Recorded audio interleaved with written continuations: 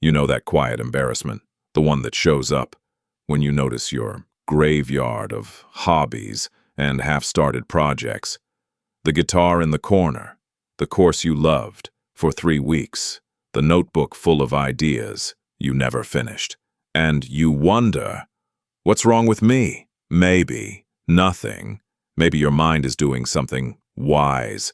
Maybe you're not failing at focus. Maybe you're built for something different.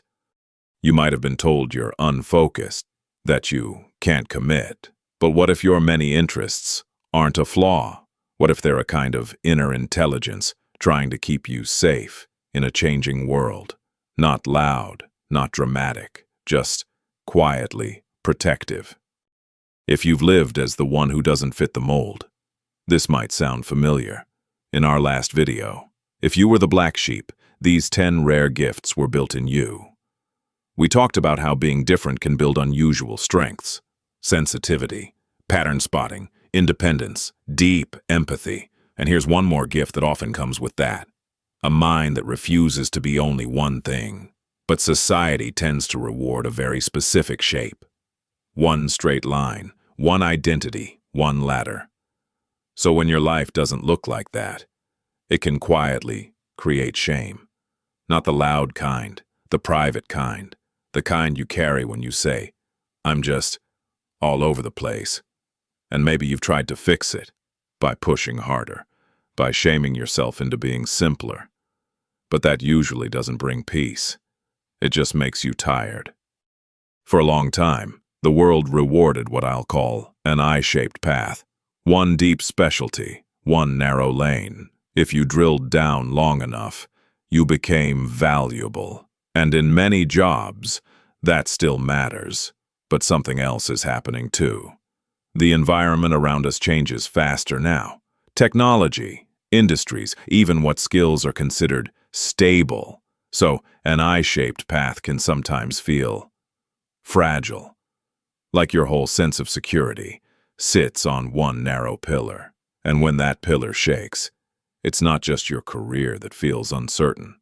It can feel like your identity shakes too. If you're someone with many interests, your nervous system might sense that fragility, and it might respond by doing what it does best: exploring. Not because you're flaky, because you're adaptive, because part of you is always asking, what else could keep me steady? If life changes, let this land gently. My curiosity isn't chaos, it's calibration. If you want a small step, you can try today. Write one sentence. What I'm searching for is, and finish it honestly, security, meaning, freedom, belonging, no perfect answer, just the truth, right now. There's a psychological skill that multi-interest people tend to develop. It's sometimes described as transfer. Bringing what you learned in one area into another. Some people do near transfer. They solve problems that look familiar, using familiar tools, and that's powerful. But multi-interest minds often do far transfer. They carry an idea across worlds that don't seem related. So your path might look messy from the outside, but inside, your brain is doing something elegant. It's collecting patterns, like someone who learned patience and rhythm through music, and later becomes a better leader, because they can sense timing and tone in a room. They know when to speak, when to pause, when someone needs space, or someone who learned systems thinking by gardening, soil, seasons, feedback, and later builds healthier habits, because they understand something important. Growth is not linear. Some weeks you bloom, some weeks you rest. Both count. From the outside, your interests might look scattered, but inside, your mind is building bridges. Here's a softer reframe. I don't just collect hobbies. I collect perspectives. If you want another small step, choose one interest you once loved and ask, what did that teach me about people, pressure, or change? Write 3 answers and then notice. You're not starting from zero. You're carrying wisdom forward. Now, here's a gentler way to see your path, not as a straight line, but as an M. An M-shaped life has multiple pillars of depth over time.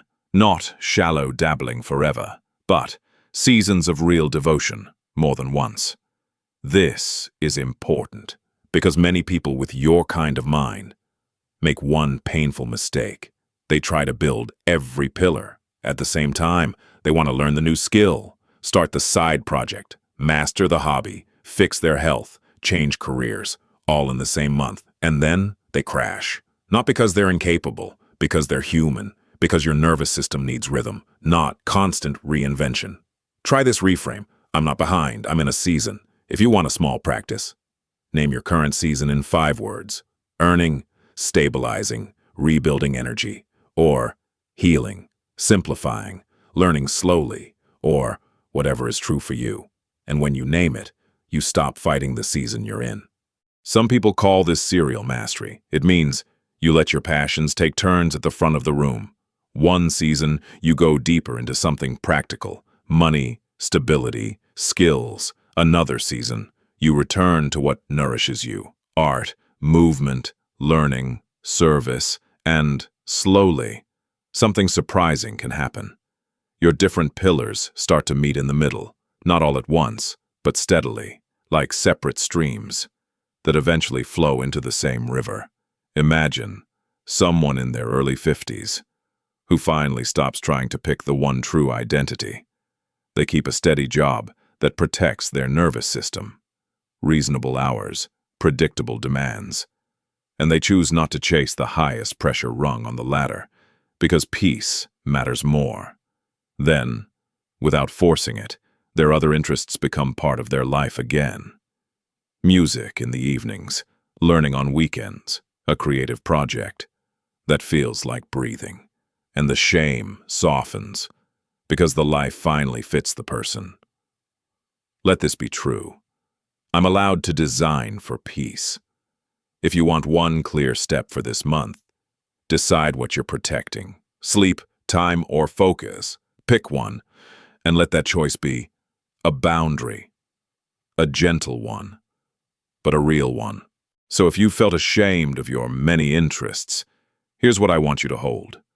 The old world praised one straight ladder, but changing environments often reward adaptability. Multi-interest minds build bridges through far transfer. An M-shaped life is built in seasons, not all at once. You're not too much. You might be resilient by design, and you don't have to prove it. You don't have to earn permission. You can just begin treating yourself like someone worth supporting. Now, let's do a quick 60-second practice.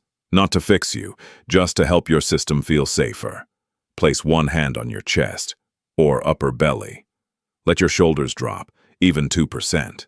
Unclench your jaw, if you can. Inhale slowly through your nose. Exhale like you're fogging a mirror. Again, inhale, and a longer exhale. Now say, quietly or in your head, one true sentence. I am allowed to be a person in progress.